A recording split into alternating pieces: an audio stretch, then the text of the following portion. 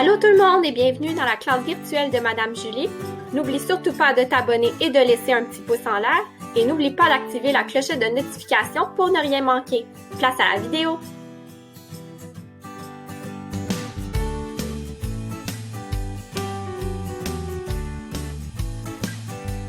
La première expérience de démocratie se déroule à Athènes durant l'Antiquité au 5e siècle avant Jésus-Christ.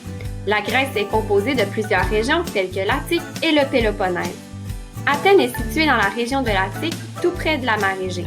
De nos jours, Athènes est la capitale du pays.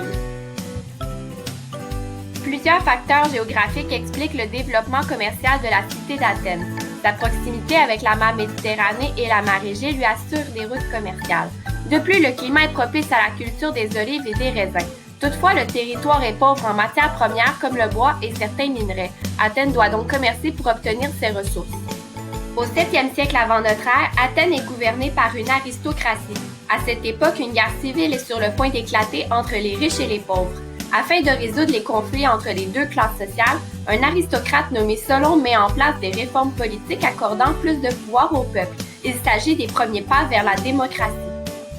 Il est difficile de dater avec exactitude le début de la démocratie à Athènes.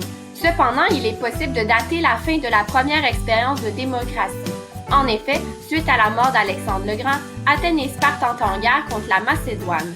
Suite à cette défaite, Athènes adopte le régime oligarchique macédonien. Outre la démocratie, les Grecs nous ont laissé d'importants vestiges comme la philosophie, qui est l'art de raisonner, et la rhétorique, qui est un art oratoire.